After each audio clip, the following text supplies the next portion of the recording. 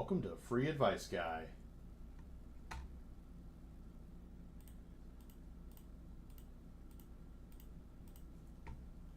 Let's get some music going. What do we say?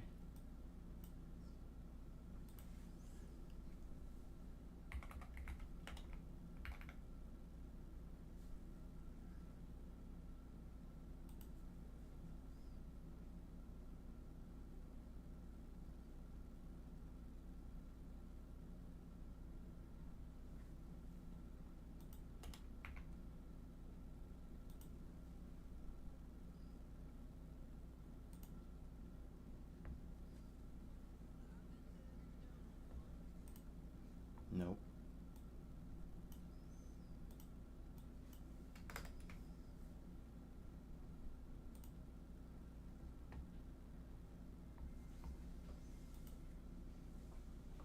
There we go.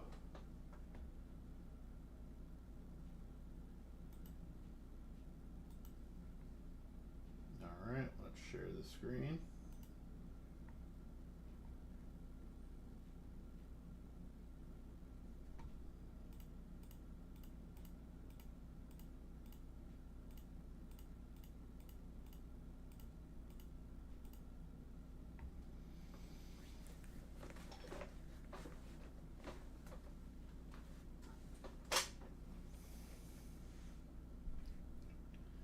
So markets are relatively flat. Gold down a little bit. Biggest gainers for the day. Biggest decliners for the day.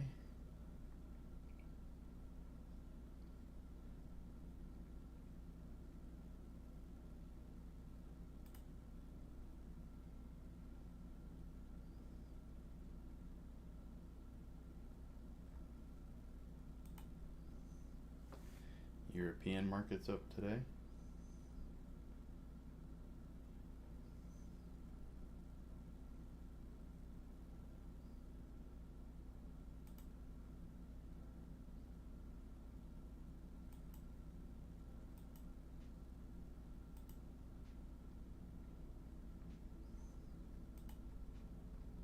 Wow, Asian markets are up big.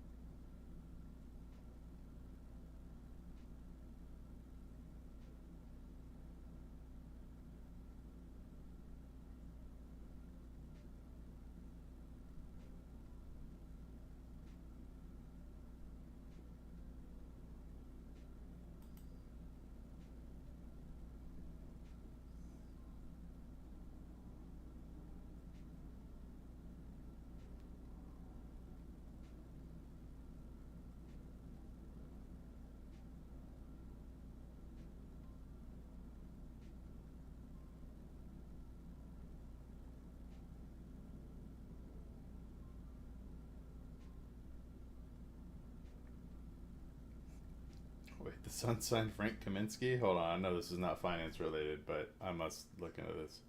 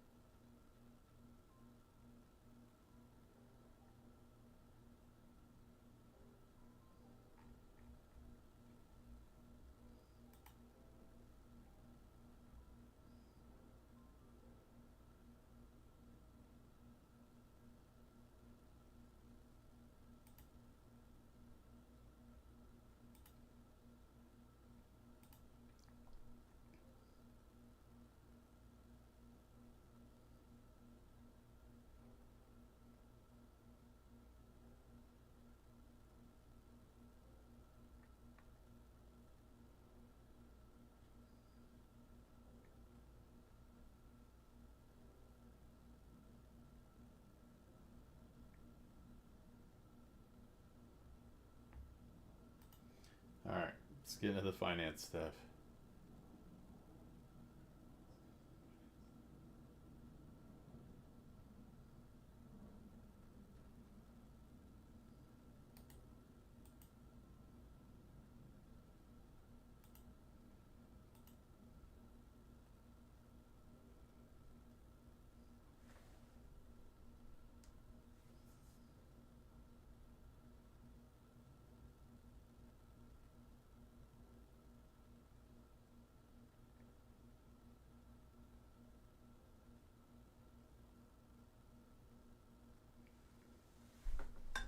Go get some water and we'll get started.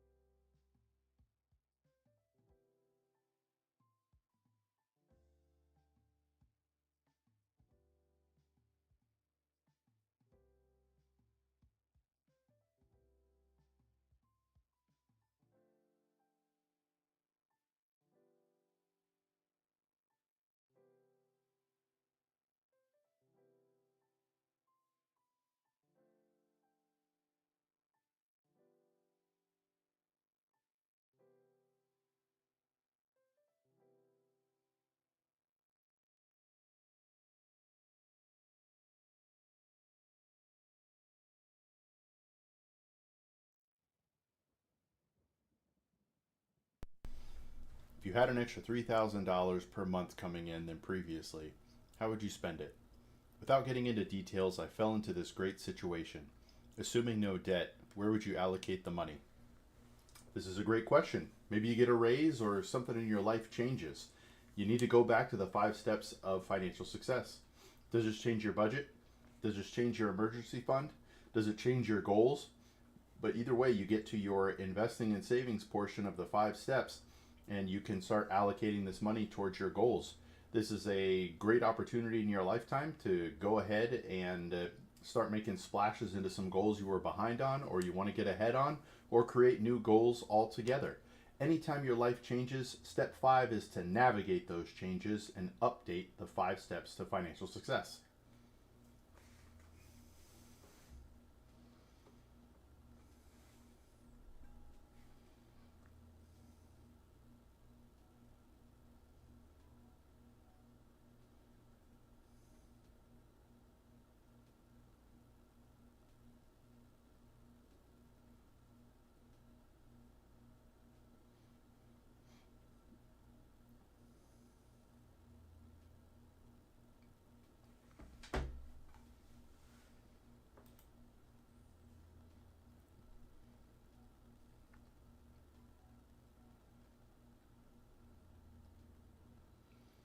Need help tackling debt? Let's take a look.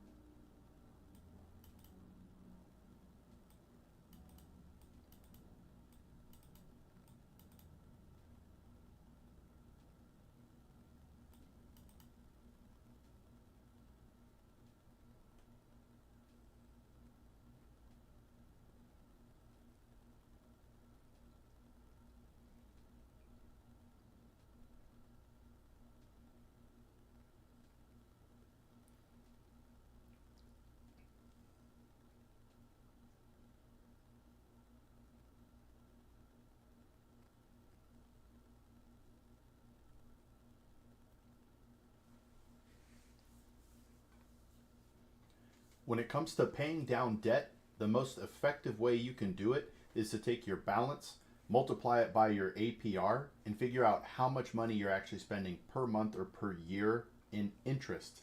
And then you want to attack that debt with ferocity. You also want to look at your zero interest debts and their dates, because if you don't have those completely paid off by their due date, you end up owing interest on the entire initial purchase amount. But other than that, pay down the debt that has the highest interest in dollars per month or per year. And when you get that paid down, you can then move it towards other debts and get those paid down quicker.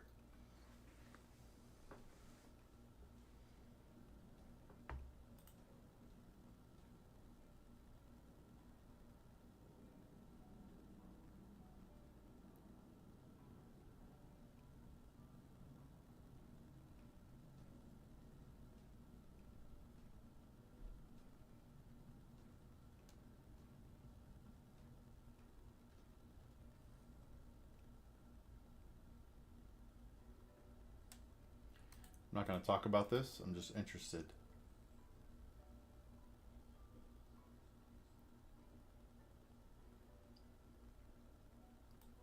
This person can likely just increase their overall contributions for the rest of the year and make up for what they missed in one.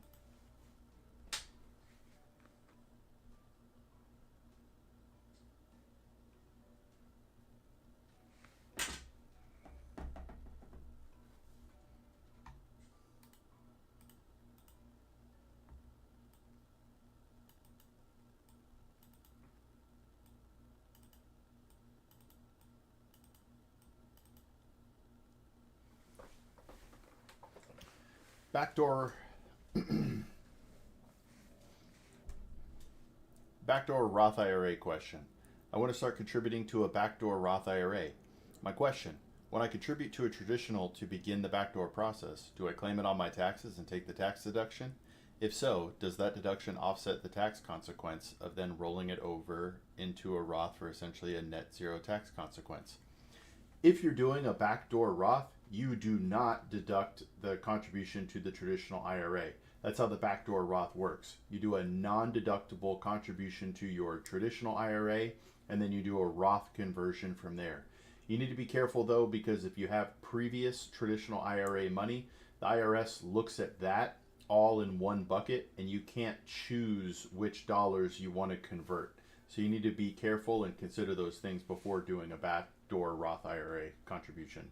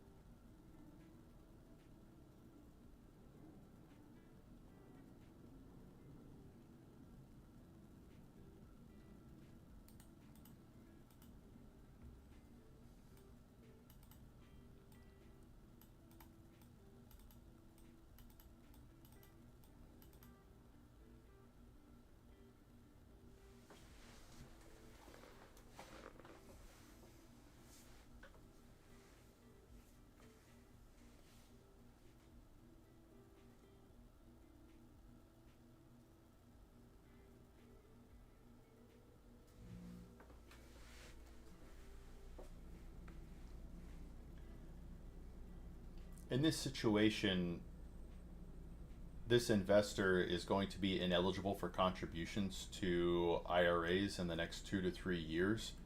One thing they need to look at doing is switching their 401k Roth contributions into traditional 401k contributions.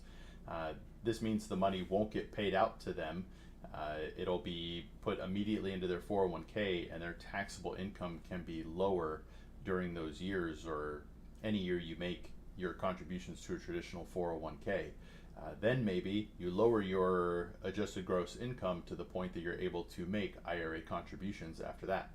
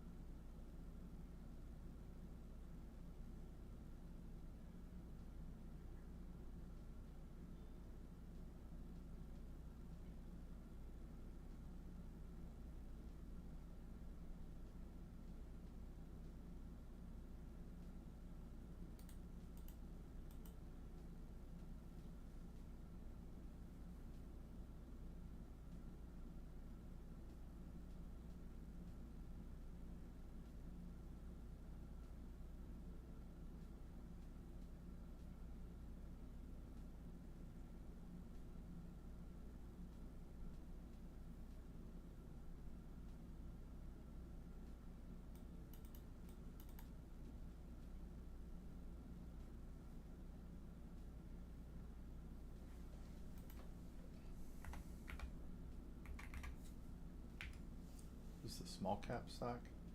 Extended market.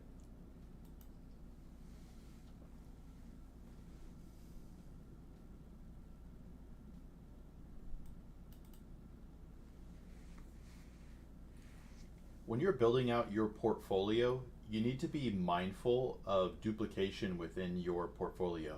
In this example, this investor has is looking at the total stock market index as well as the extended market index.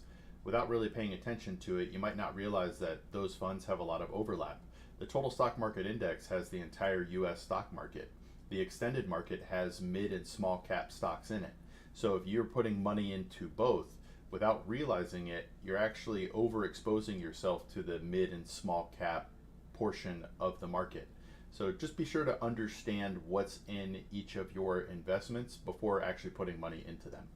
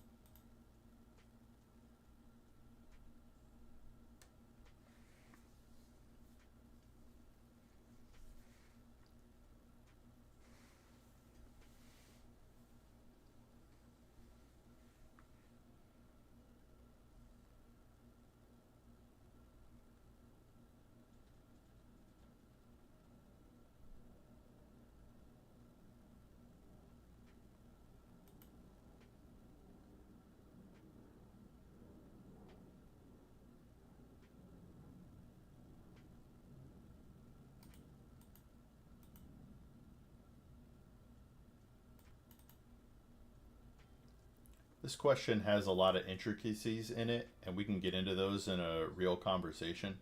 But should you purchase a home if you're worried about losing your job? Housing is going to be an expense no matter what. So, this is where your emergency fund comes in. If you're in a position where you're going to stay somewhere for 5 years or more, buying a home is something you should at least consider. And if you lose your job, you then have your emergency fund to fall back on for however long it takes you to find a job. This is also why a 12-month emergency fund is important, because you don't know how long it's going to take you to find a job, and you don't want to take the first job that becomes available to you. And if you don't end up buying this house and you start with a new employer, a lot of lenders want you to have stable employment for a year. So this puts you a year back of being able to buy a house again. So these are just some things to consider when buying a home.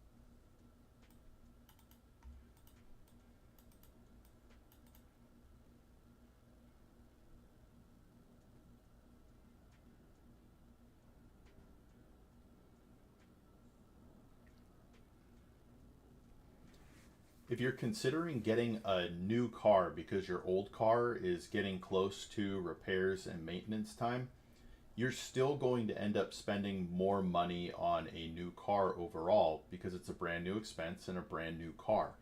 It's almost always better to keep your old car and ride it until the wheels fall off. Maintenance and repairs will cost you money, but once the car is paid off, you don't have a car payment and now you're doing repairs and maintenance. That's going to be less than if you had a consistent monthly payment to a car. So, again, if you can, ride the car until the wheels fall off.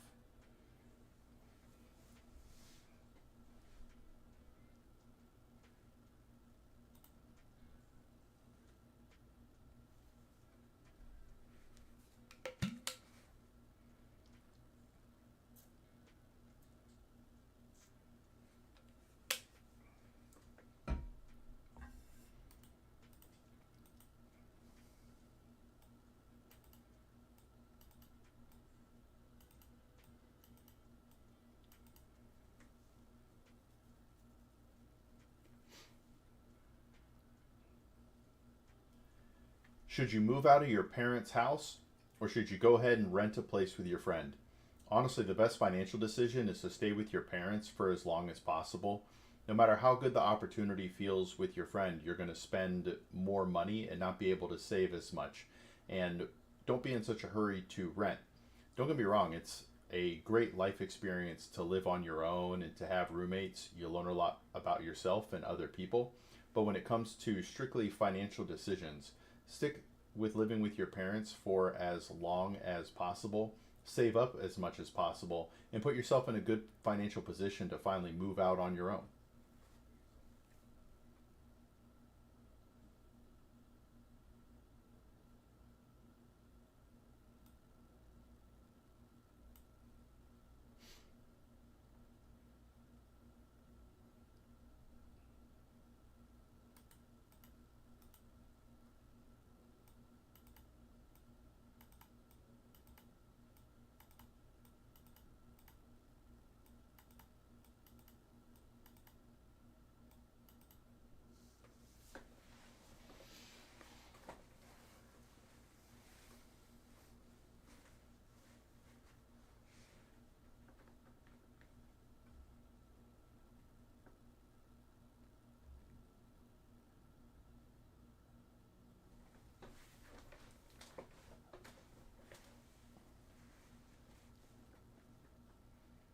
Is it crazy to use a brokerage account for short term savings? It depends on what you're investing in. If you're investing in stocks for short term savings, yes, that is crazy. But if you're using a brokerage account to invest in a money market fund for short term savings, then you can get a relatively decent rate of return without much risk. But don't put your money into stocks for short term goals because if the market tanks, it's going to take time to recover and you might not have the money available when you actually need it.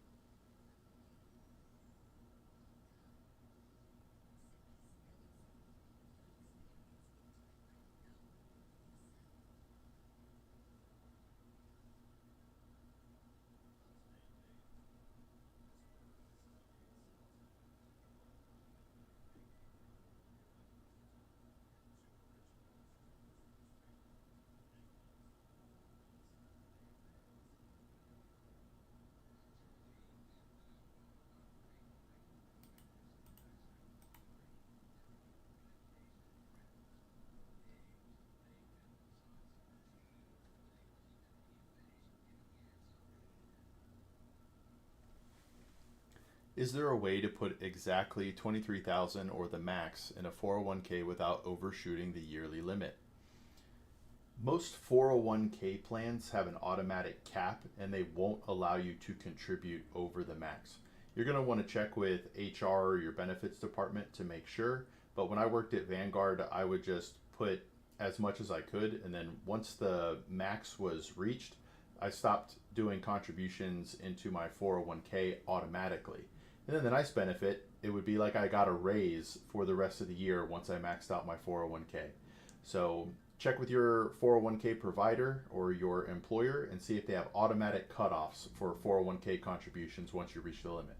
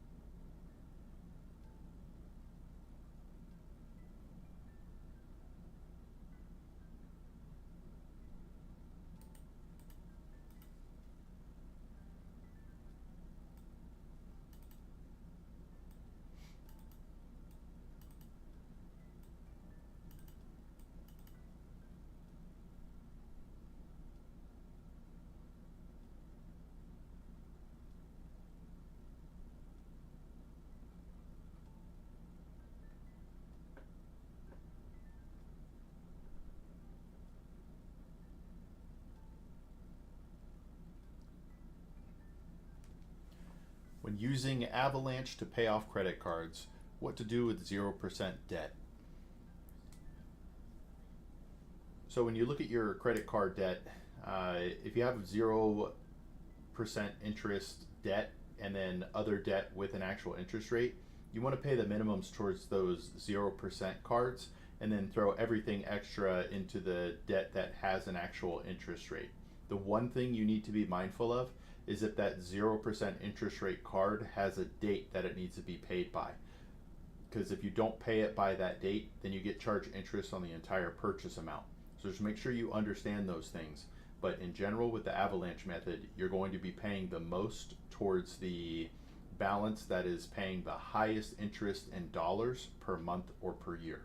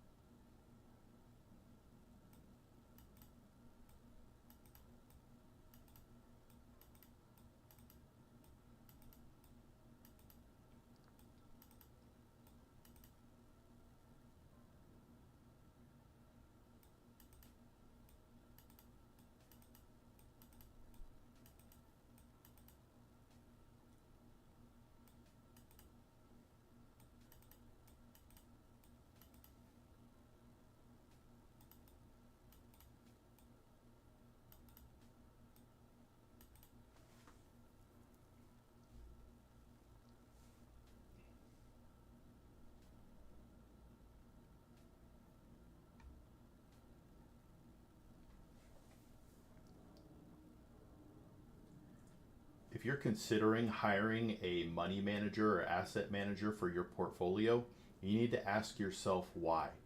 They're not going to do something special to get you more returns in most cases, and you can learn everything they're going to do and do it yourself. What you really want to consider is, do you have the time to manage your portfolio, the willingness to manage your portfolio, or the ability? If you don't have all three of those things, then a professional money manager might be worth it. But you can also come to a free advice guy, and I can help teach you how to manage your own portfolio in a way that makes sense for you. So just make sure you weigh all those things before getting your money managed by someone else when you could do it yourself.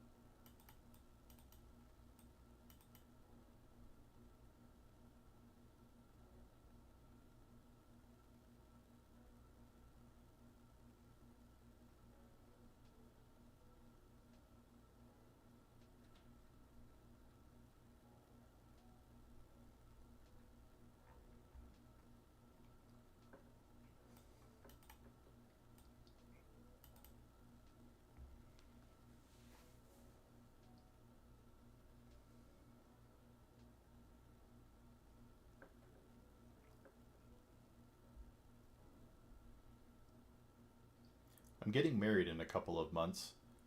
Both myself and my fiance each max out our Roth IRAs. However, our joint income of 230,000 will put us right at the contribution limit, and any bonuses we receive will exceed it. Well, this person is listing their gross pay, not their modified adjusted gross income. So that's really what you need to look at when it comes to the phase out with a Roth at 230, or let's call it 250,000. Once you actually do your modified adjusted gross income, that will likely come down below 230,000.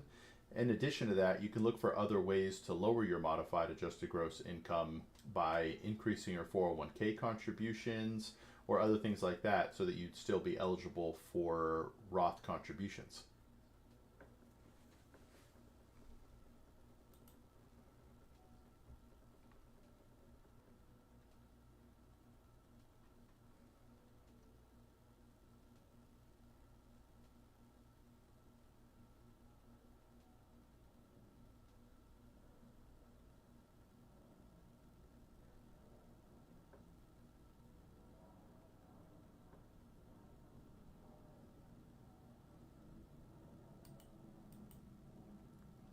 Yo, what's up, Laggy Fridge? Welcome to the channel. To give you a little background about me, I've been a certified financial planner professional since 2014. I worked at Vanguard for over 13 years, and our mission here is to empower millions of everyday people by making financial wisdom and guidance accessible to all, fostering widespread financial literacy.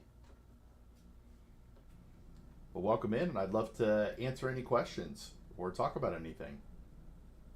Yeah, hit me. What questions you got about crypto?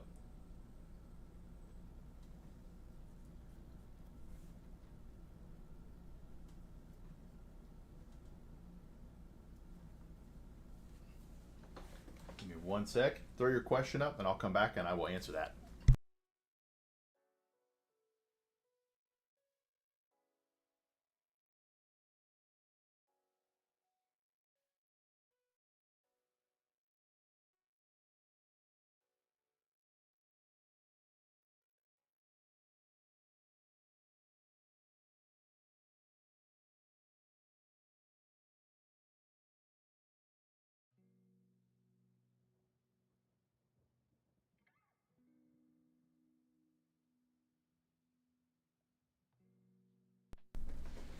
We're back. While you're typing out your question, what I do is look for questions on the internet and I answer them here to create clips, essentially. But I'm here to answer questions from chat as a top priority.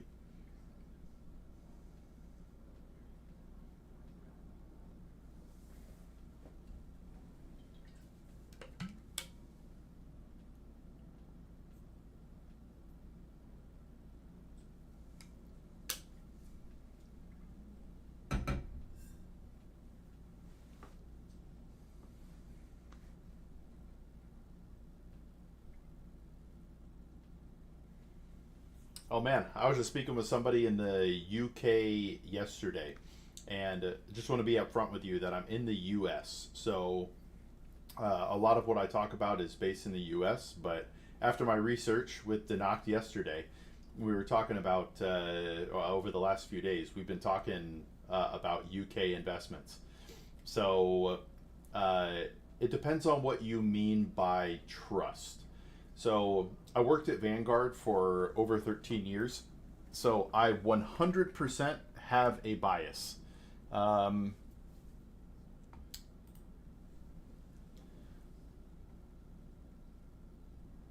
so let's go here. All products. No, I am legit. I'm a certified financial planner professional. I am a fiduciary. I have to do what is in your best interests. One of the reasons I love being a CFP, to be honest with you. So, before you get into investments, I'm just going to go over quickly the steps you need before you actually start investing. Number one, you need a budget.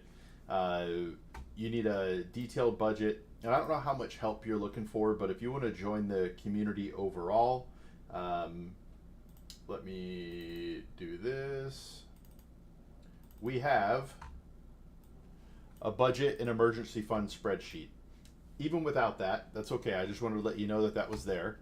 Um, the you need a something that tracks your income and tracks your budget so that you understand what your surplus and deficit. Can I be honest, bro? Is it like 18 plus? 18 plus for what? No matter how old you are, you could be 14. If you have an income, you should have a budget. The Patreon? Yo, you're already thinking about investments at 15. Number one, Laggy Fridge, I love that for you, man. I didn't really truly start investing until I was like 27 years old. So I got a super late start. Um, I did have a job with a 401k, but I was putting it into the money market the entire time, which is terrible. And I was doing no Roth contributions, which is terrible. So I love the fact that you're already thinking about investing. And honestly, I don't know what Patreon's uh, rules are for that. But with or without it, number one, you need a budget. Understand where all your money is coming and going. From there, you're going to need an emergency fund. Being 15, I'm assuming you're living at home, so you probably don't have too many expenses. So all of your income can be for what you want it to be. That'll get us to step 5, but we'll talk about that in a second. From there, you need to set specific goals, and this is where our conversation starts today. Premium bond things. All right. Yeah, I learned about those a little bit yesterday. So, if your goal is retirement, if you're already thinking about starting to save for retirement, or you want to buy a car, or things like that, you need to understand that goal, what the time horizon is for that goal, and what your risk tolerance is for that goal. Stock market's always going to go up, go down, and it can be, for a lot of people, it can drive a lot of anxiety. So you need to understand what you can stomach. Now, for me personally, I'm 100% stock. I do not care if the stock market dropped 50% tomorrow. I would sleep like a baby still, and I would look at that as a buying opportunity. But not everybody is like me. Some people can't stomach volatility at all, or as much volatility as I can. So that would be my first question to you. What are you saving for?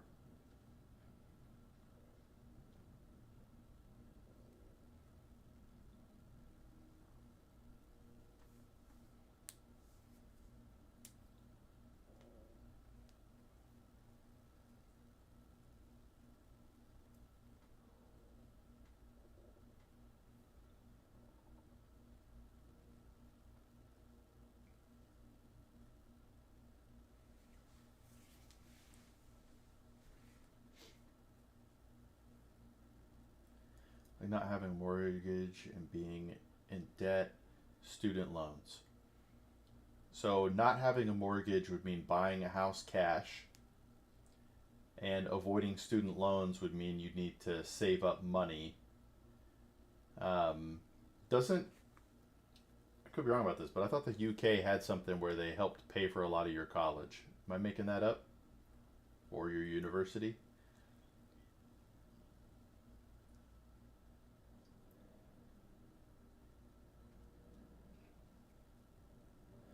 So let's just say here you're 15 and you want to buy a house cash.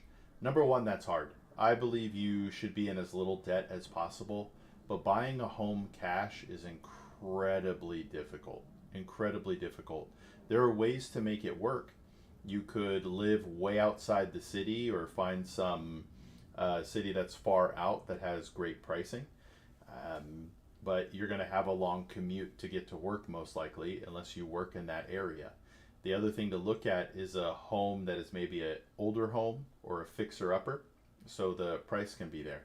But if you're thinking like in American dollars, right, a starter home now it's probably 250,000. I think the average home here is 350,000.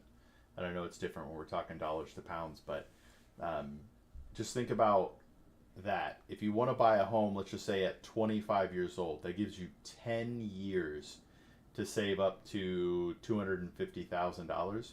You'd have to be putting aside $25,000 per year to get that. A little bit less because you can get some returns on money markets or some other investments.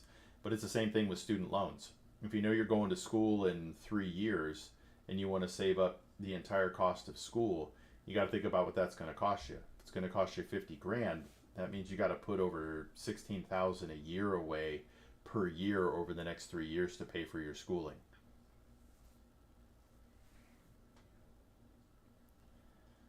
And since you brought up student loans, I'm actually going to address that as a totally separate topic. If you're going to go to school, research your degree. One of the biggest mistakes people make is just kind of like wandering through university and they get a degree without actually looking at the job market for that degree. You not only need to look at what is in demand now, but what may be in demand 5, 8, 10 years from now when you're done with school, and you'll get a good return on investments for your student loans. Too many people just go to school because they were told to go to school. You need to make sure that your degree, the investment in yourself, is going to pay off. If you get a useless degree, then that was a waste of money. But if you get a degree like an engineering degree or um, a useful degree, then you can actually get a return on your investment, and it'll be worth every dollar that you spend.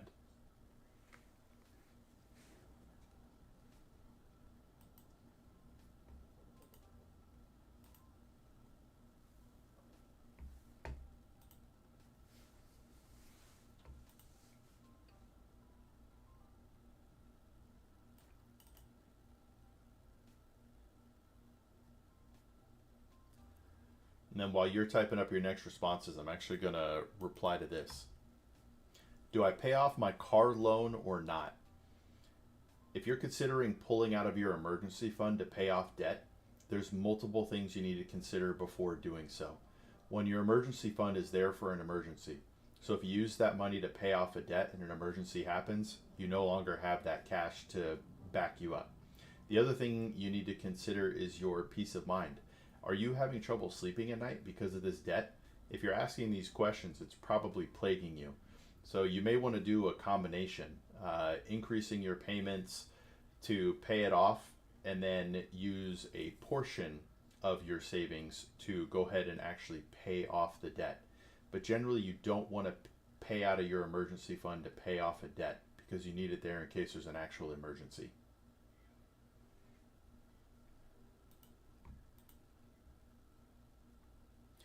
I need to go find a microfiber towel. I could see smudges on my camera. Give me a sec.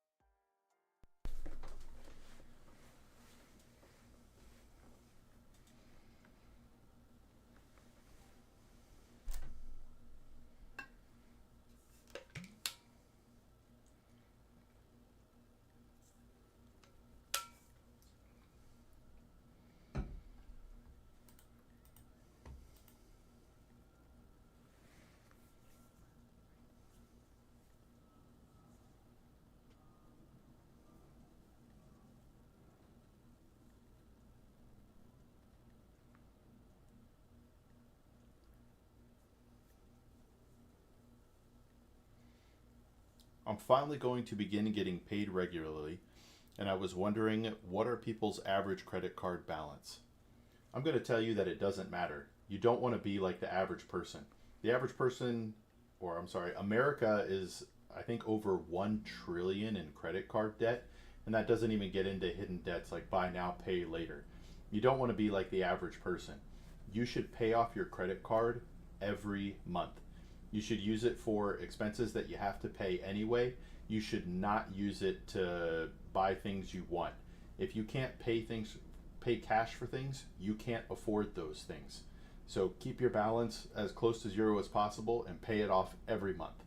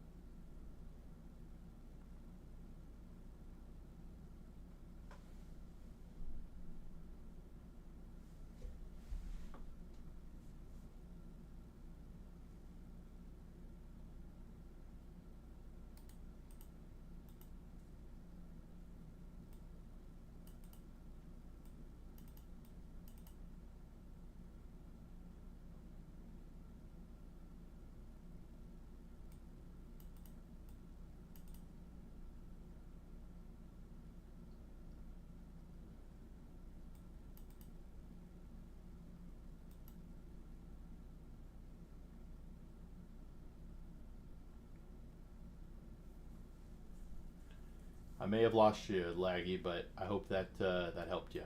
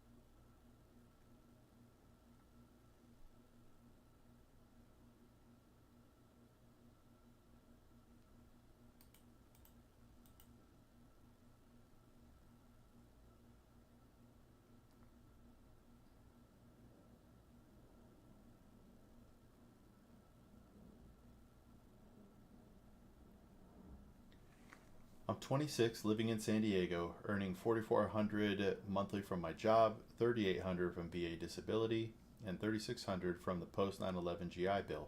I pay $3,000 for my mortgage and have no debt. Only essentials like groceries, gym membership, phone, and Wi-Fi. How can I spend my money wisely? This goes back to the 5 steps for financial success. Begin, budget, understand where your money's coming and going.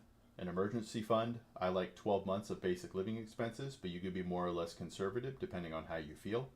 And then you need to have clear and concise goals with specific amounts, time horizons, and risk tolerances. And then that takes you to your investing and savings.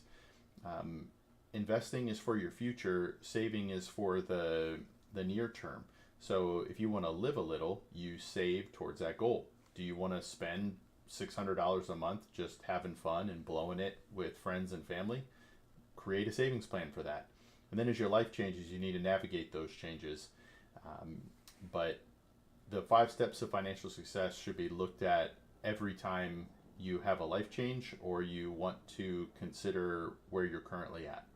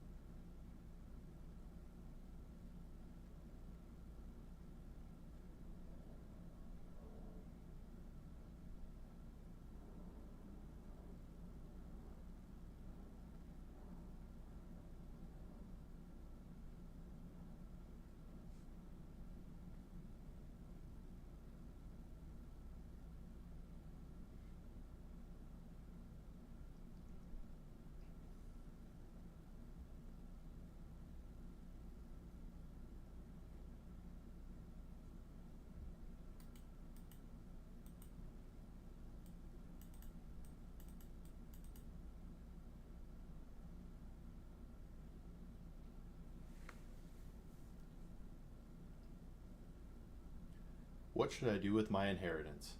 I'm not sure where to start or what to do with the money as I have been scraping by living paycheck to paycheck. I have been interested in the idea of starting an Airbnb or investing in stocks or something, but I literally have no idea what I'm doing. If you receive an inheritance, you need to go back to the 5 steps to financial success. How does this inheritance affect your budget? Does it help flood or fund your emergency fund? How does this affect your goals? Because now you have more assets that probably put you closer to whatever goals you had before. And then from there, you need to assess the investing and savings that inheritance brought and how you can adjust your investments and savings into your goals. Anytime you have a life change like an inheritance, a job change, a raise, a demotion, you need to go back to the 5 steps of financial success, reassess, and then begin your new financial plan.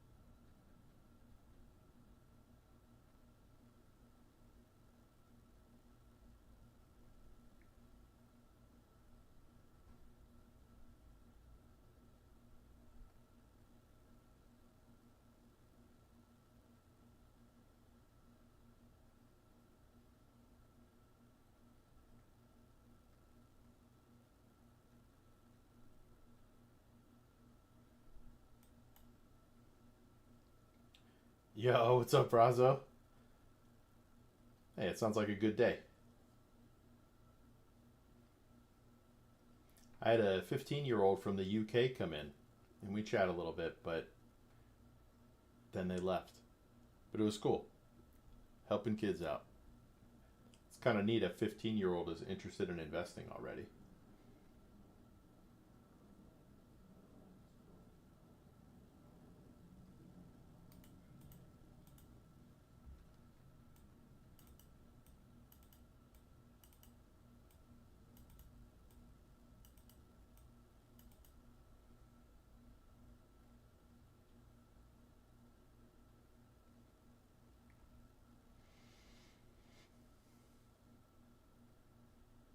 If you have a minor account, yeah.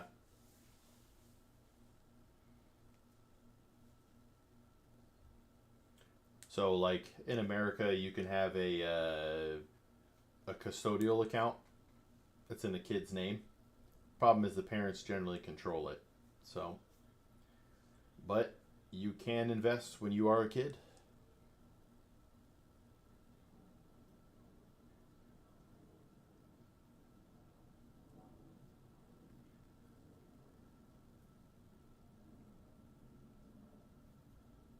Really, no minor accounts. A lot of parents don't actually know about minor accounts. Like there's something called a minor IRA. You're in Canada, right, Brazo? Accounts for minors to invest in the stock market, Canada.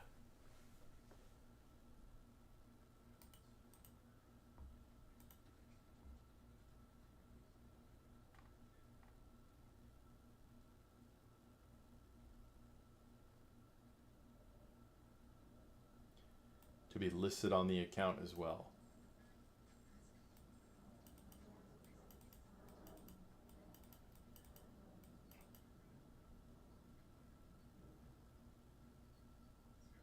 If you're the age of majority in your province.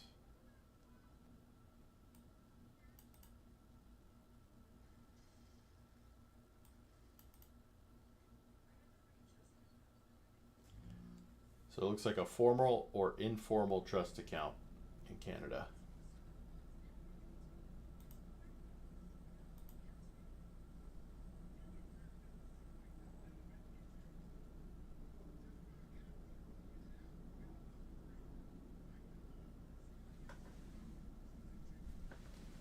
I think I hear people outside. Give me one sec.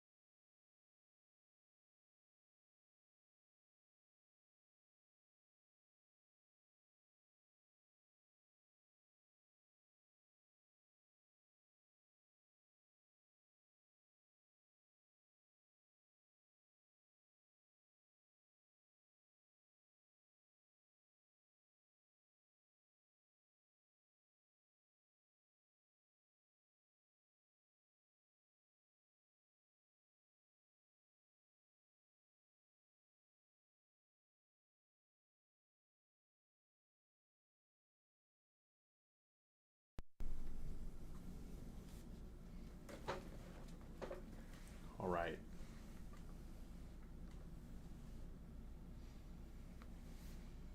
I recently turned 19 and am wanting to start investing. I currently live with my parents while finishing vocational tech. I take classes in the morning and work in the afternoon. I'm a contractor and make approximately 47,000 a year and have about 2,000 saved. I have no expenses except gas and personal wants. My risk tolerance is high and my goals are to retire early.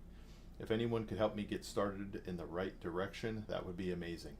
Well, there are definitely some things this person is not factoring in. So, one, I know their expenses are low now, but they're going to have more expenses later. But in the meantime, they could still build up an emergency fund for their current expenses, but they need to set more goals. They're not going to live with their parents forever. At some point, they're going to want to move out into an apartment or a home and maybe buy a home. So that's probably one of the goals they need to set up financially. And then they can also look at retirement. But you need to assess your whole life, what goals you want to accomplish. And then once you have your budget, emergency fund, and goals set, you can begin investing in savings towards those goals. And then as your life changes, you navigate those changes and update your financial plan.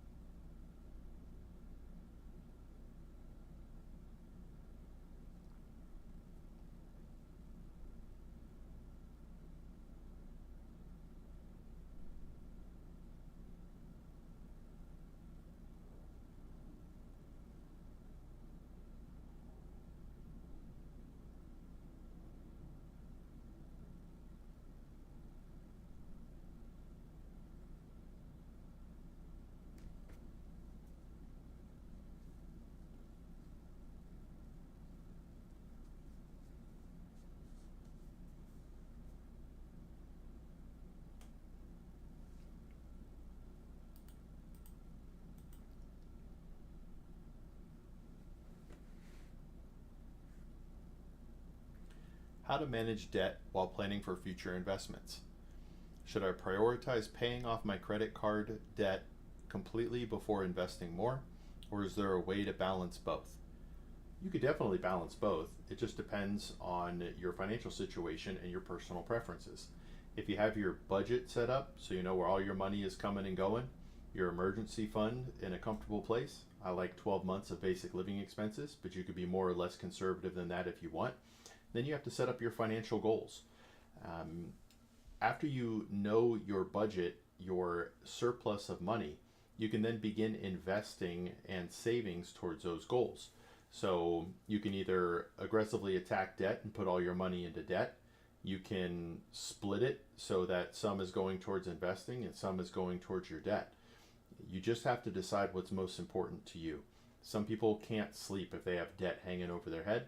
Some people don't mind having debt for years. It all depends on your personal preference, but let's have a conversation and talk about it.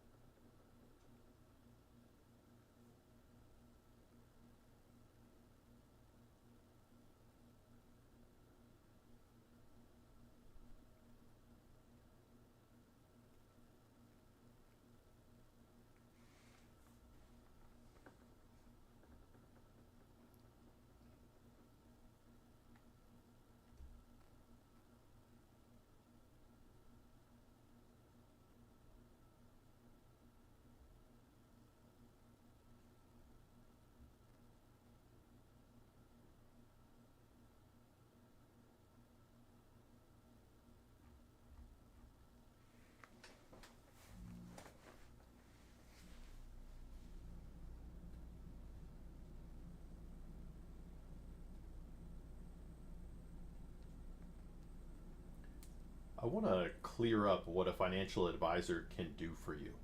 Financial advisors don't have some magic formula to make you more money than any other option. What a financial advisor really does for you is help you create a plan, and then they keep you disciplined on that plan and try to prevent you from making mistakes.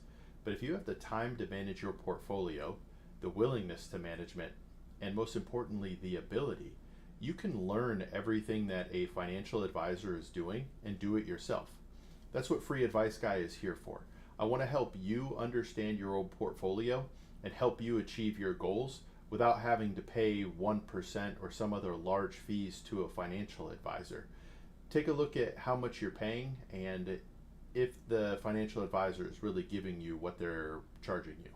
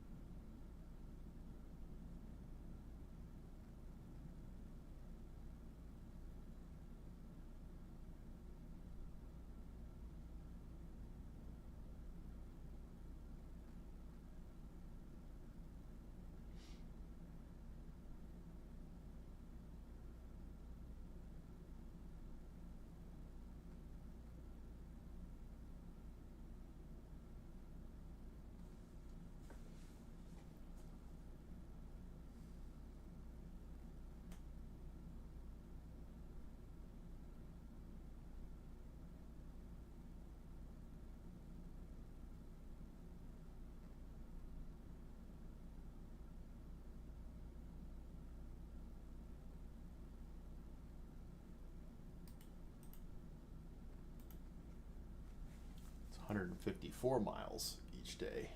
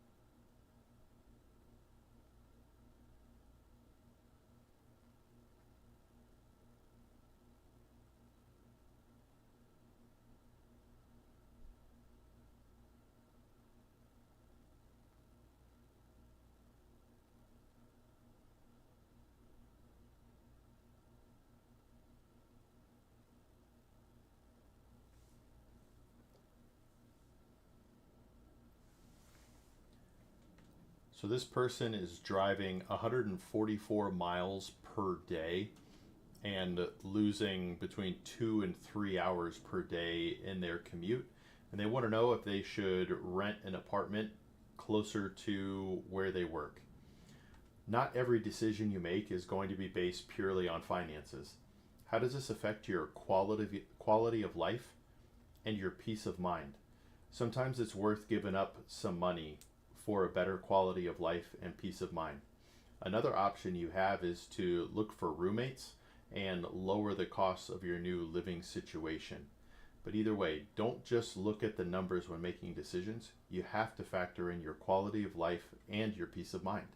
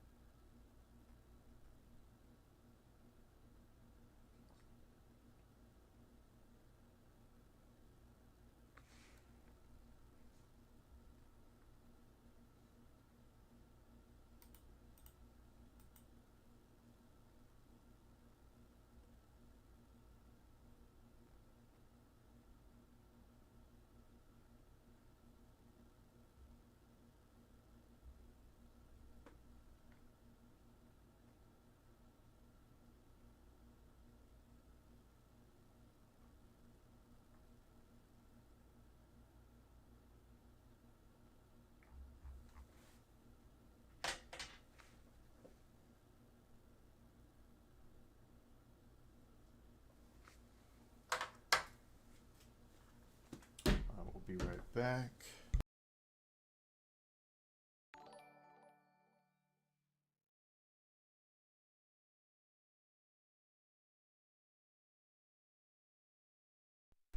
Okay, hold on a second here.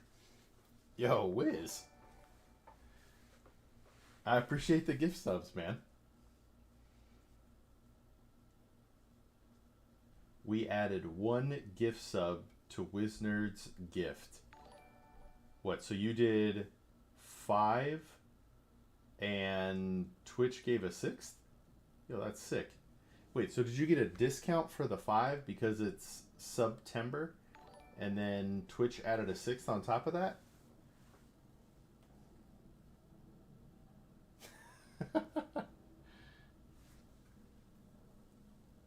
I love you.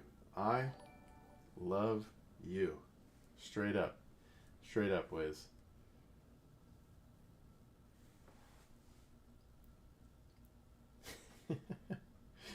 I was gonna go take a break, but or make a phone call, but I'll do that in a minute here. Wondering what typical wisdom is with respect to prioritization of retirement. Saving for something like a down payment on a home. I'm currently contributing 20% of my 75,000 salary to a Roth 401k.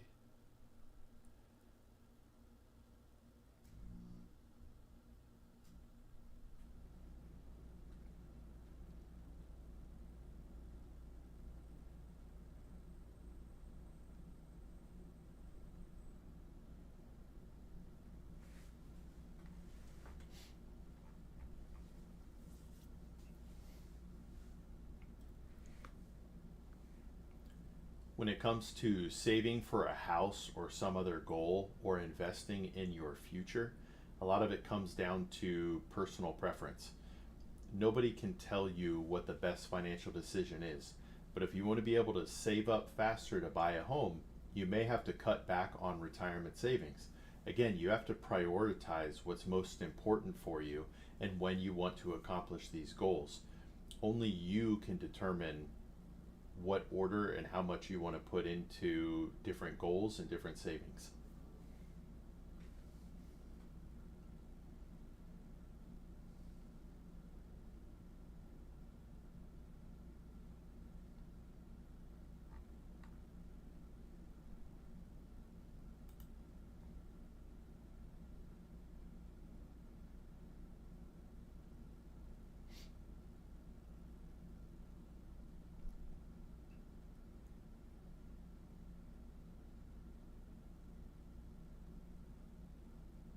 Is today Friday?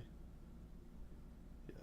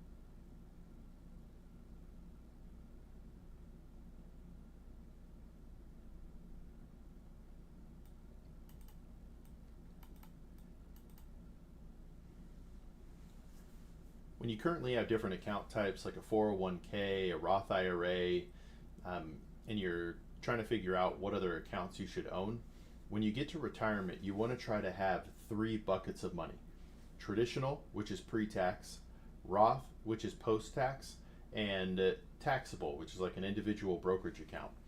When you get to retirement, today we're not sure what those tax rates are going to be, but we do know what the tax rates are today. So you need to make contributions to each of those accounts based on what makes sense to you tax wise now. But because we don't know what the future is going to be, if you have money in all three buckets, then you can withdraw money from each bucket in a way that makes sense, that you can maximize your after tax returns.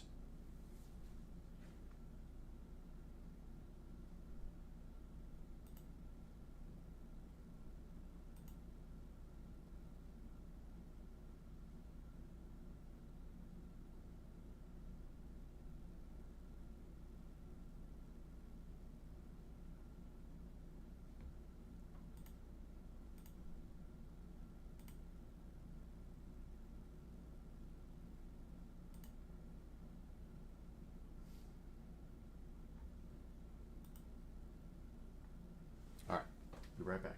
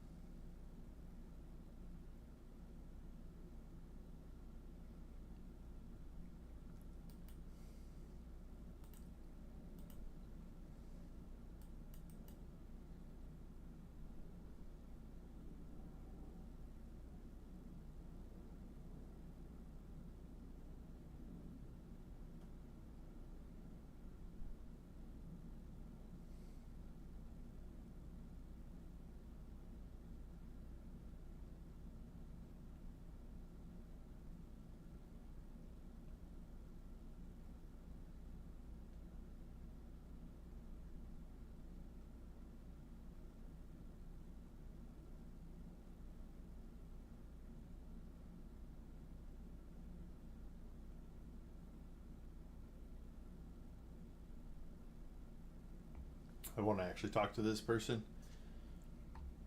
see what their gains are. I'll leave that one alone for now.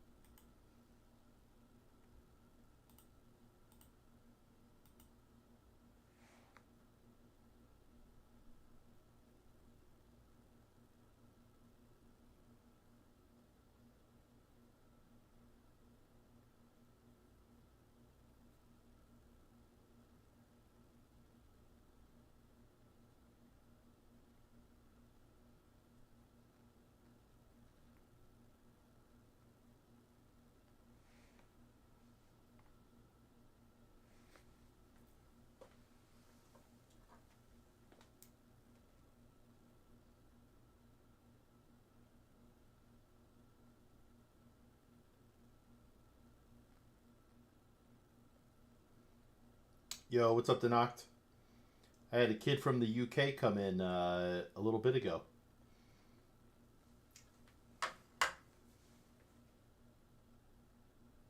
Hey, all right. You excited to get the journey started?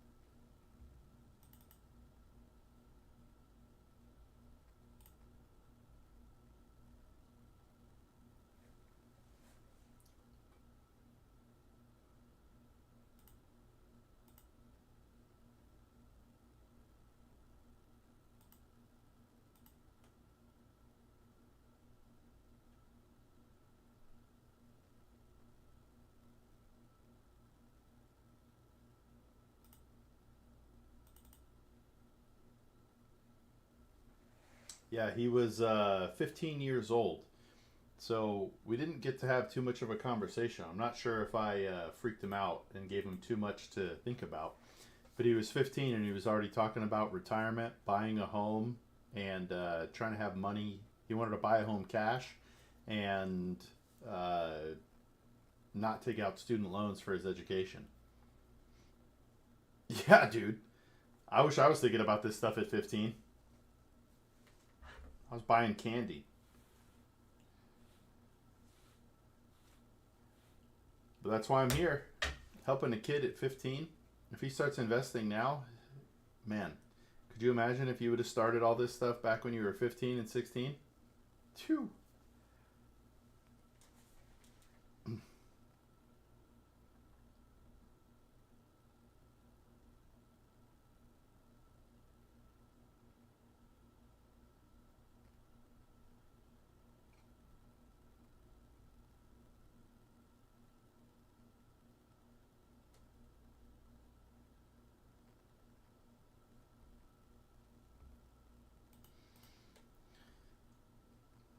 I love seeing stuff like that. I hope to help out more kids as well. Start them off when they're young. Dividend investing is for low income earners. What? The wealthy aren't known for dividend investing? That isn't true.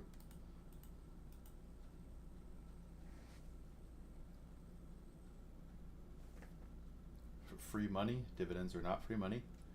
With the returns, you need thousands of dollars invested to get 300 a year.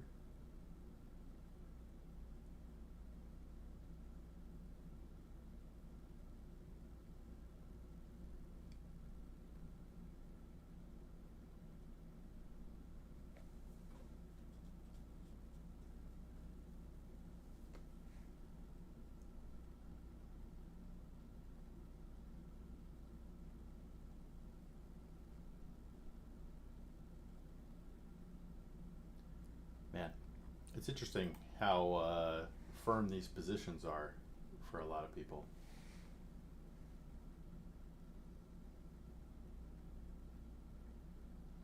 Today is going to be a earlier end stream tonight. I got a buddy message me yesterday and let me know he's in town, so I'm going to go meet him for lunch today.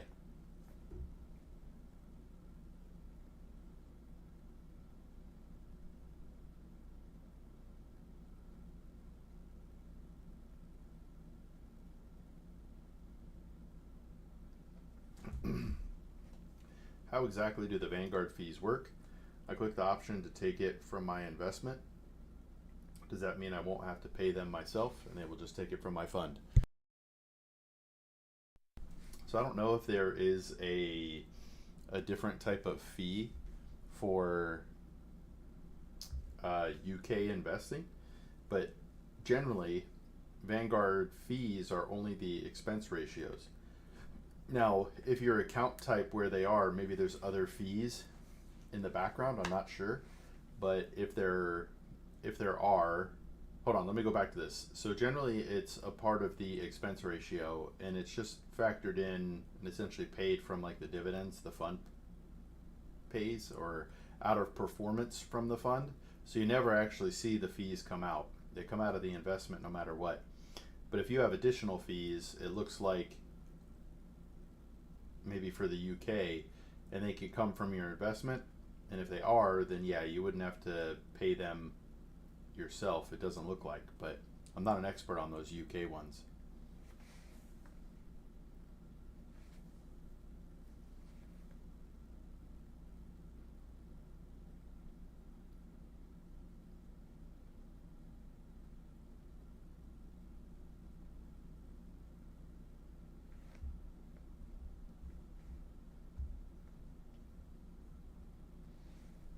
Yeah. Sorry, I can't be more of a resource on the UK stuff, man.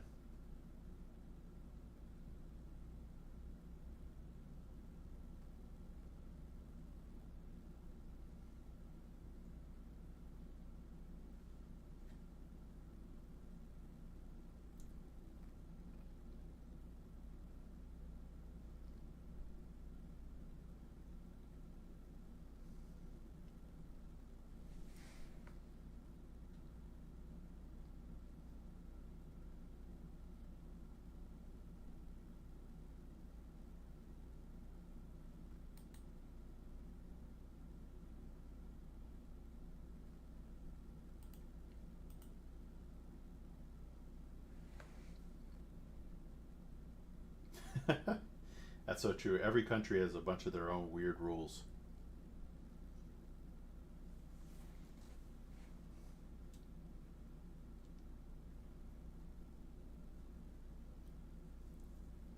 So this person is invested in the tech industry and semiconductor ETFs. The main concern you have with this is diversification. You're invested in one sector of the market.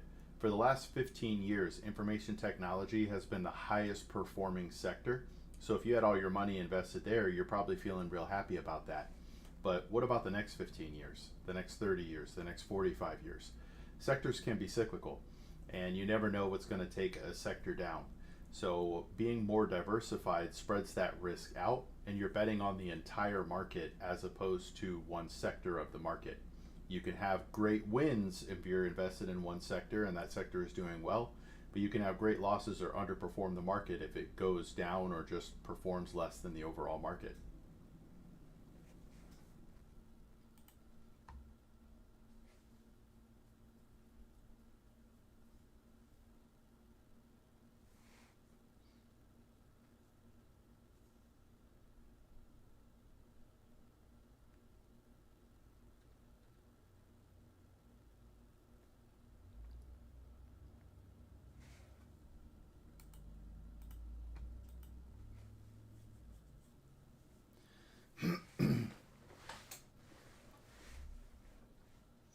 I have been doing the three fund portfolio now for the last 4 years, and it has been working out great.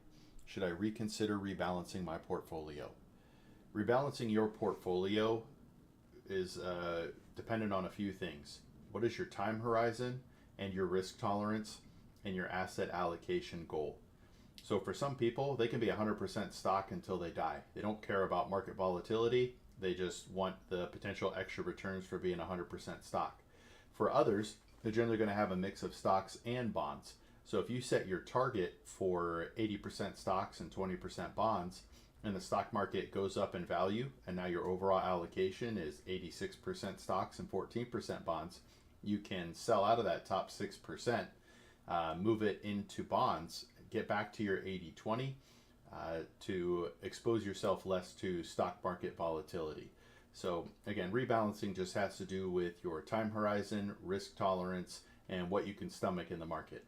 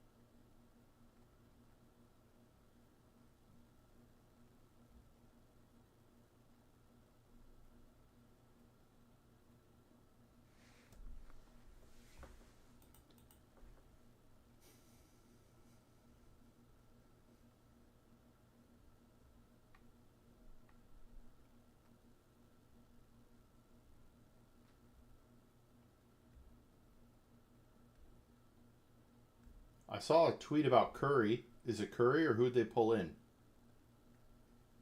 Did they tweet about it?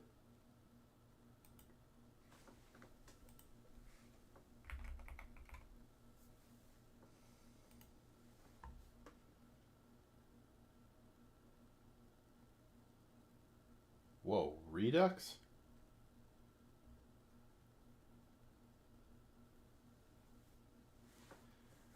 So Curry and Redux.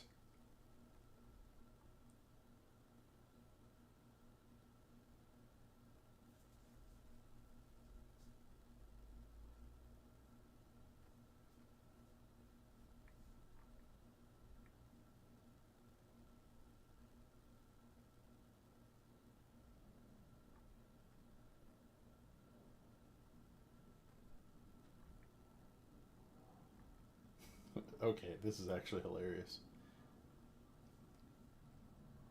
Oh, how old is he?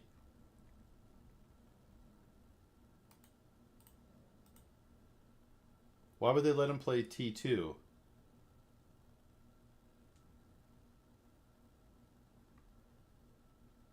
But not VCT.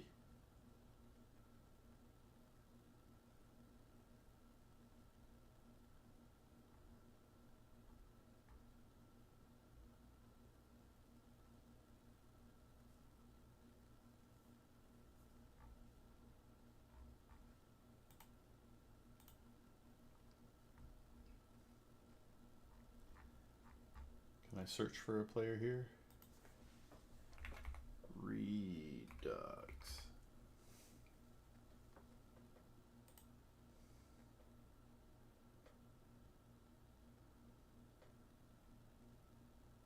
Wow.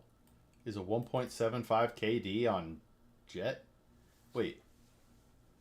He looks to be mostly a duelist. You could play in tier 2 at any age? Well, that's silly.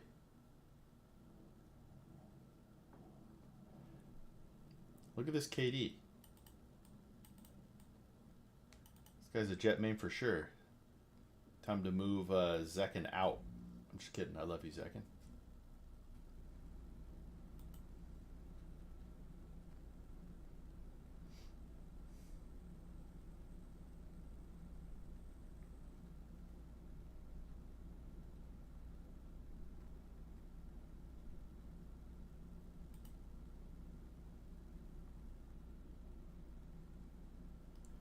Raisin Brim. Yeah, 10 first deaths.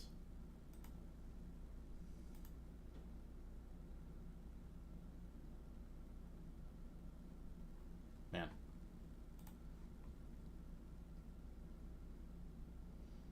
Wonder what these roles are going to be with Curry and Redux.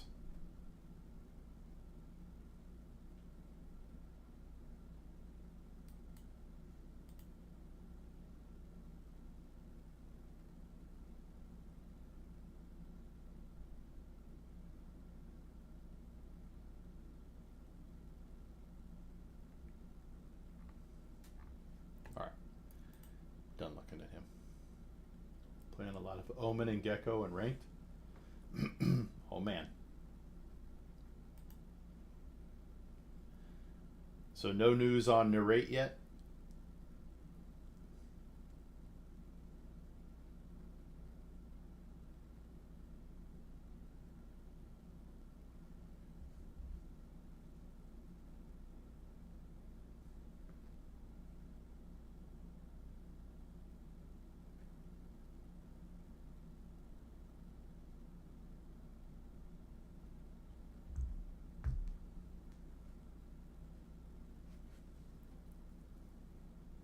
Really?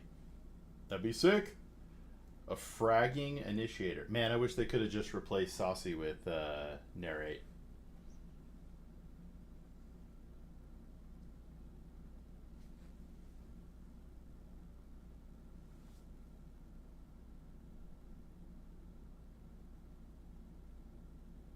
My wife is 12 minutes from home. The stream will be ending a little bit early today, Soft. One of my buddies is in town. I'm going to go meet him.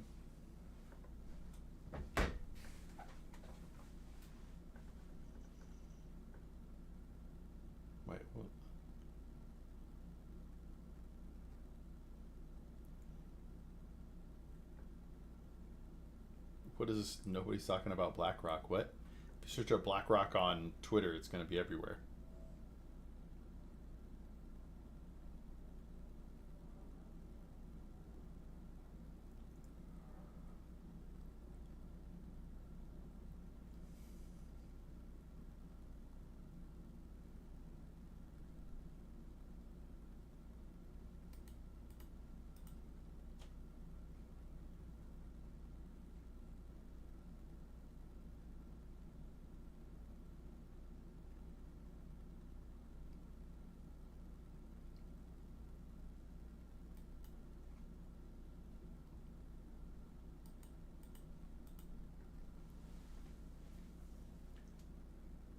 If you're unsure how to invest in your retirement accounts, you're not sure what stock funds, what bond funds to buy, and you just feel nervous or anxious about the whole thing, a target retirement fund might be the best option for you.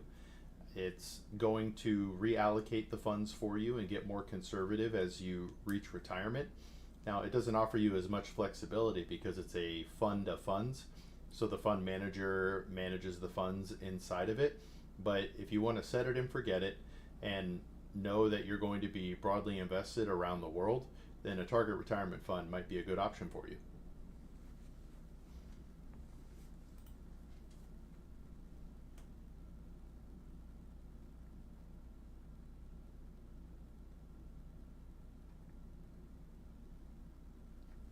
Do you follow any good Twitter accounts to follow to keep abreast of the markets? Just a simple account with straight talking facts. I do not, Denacht. How do I answer this? I don't want this to come off as okay,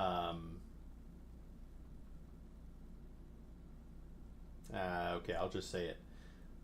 I generally don't care what happens in the market. Like, the only reason I pay attention is because days like August 5th, I made sure I was available on a Sunday night because markets were tanking, headlines were going crazy, so I wanted to be available for people. But otherwise, my overall belief is that 40 years from now, markets are going to be up. And if they collapse, we have other things to worry about. But if markets are going to be up in 40 years, why do I care what they're doing today, next month, next year, things like that? You know what I mean? But yeah, I don't really follow anybody. I wonder if I should.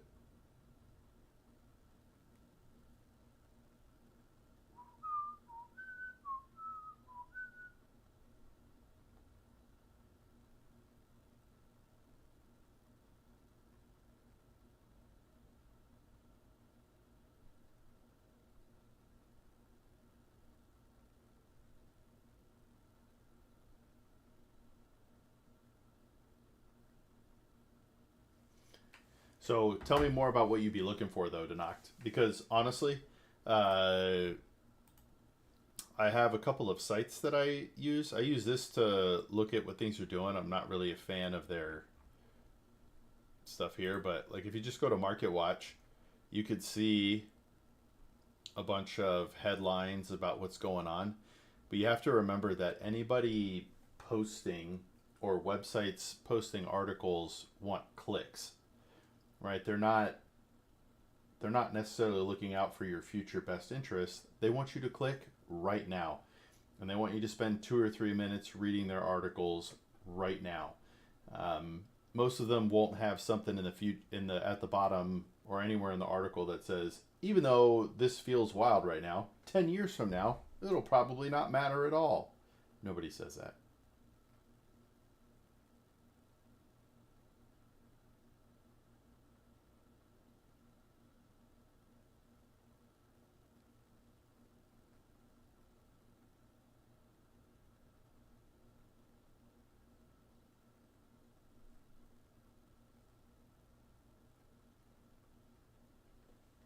All right.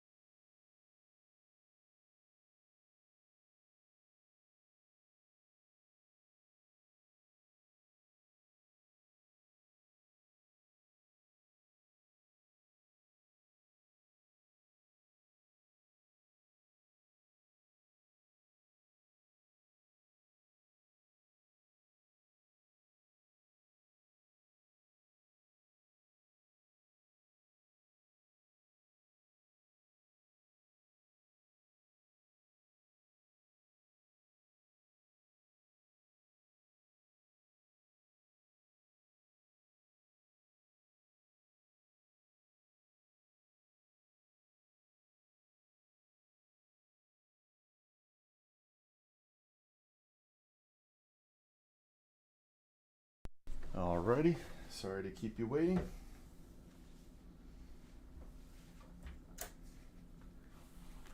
Alright, so Denoct, I don't know if you're still there, but what would you want to know? Like, when you say you want to follow the markets, tell me a little bit more about that. Because another one that's good, for whatever reason, Yahoo Finance is rated very high.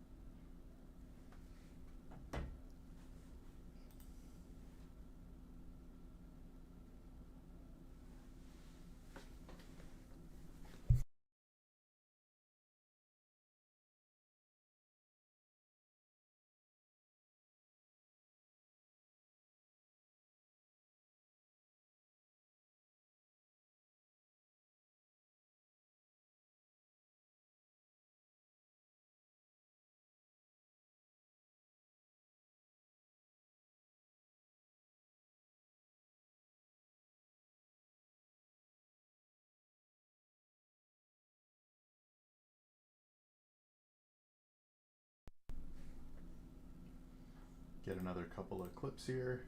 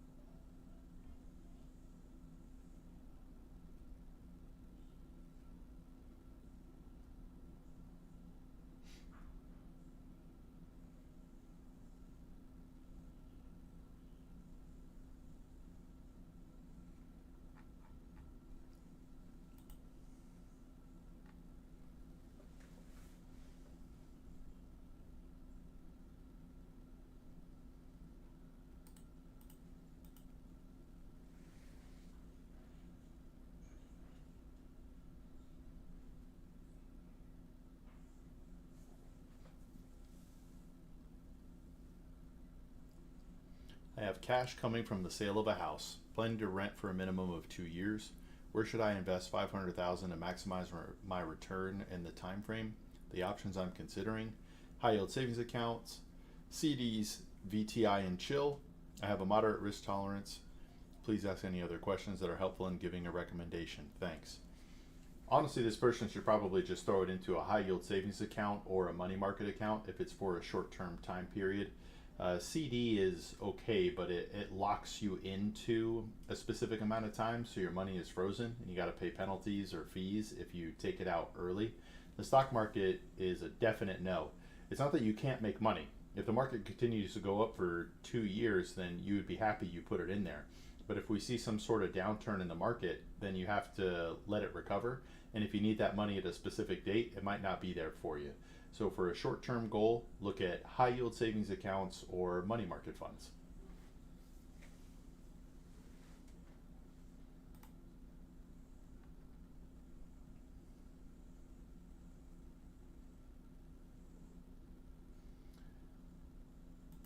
I think we'll go ahead and call the stream for the day.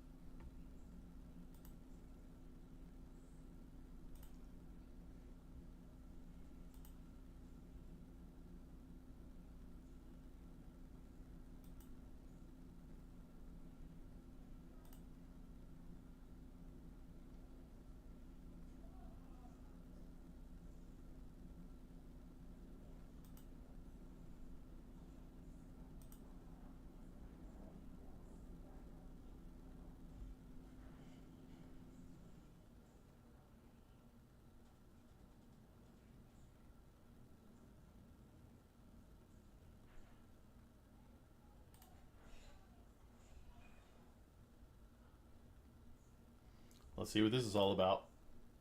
We're going to go ahead and raid Cordell and see how it goes here. I'll be back tonight for a gaming stream. But hope you guys have a wonderful day, and we'll catch you tonight. I think I'm calling him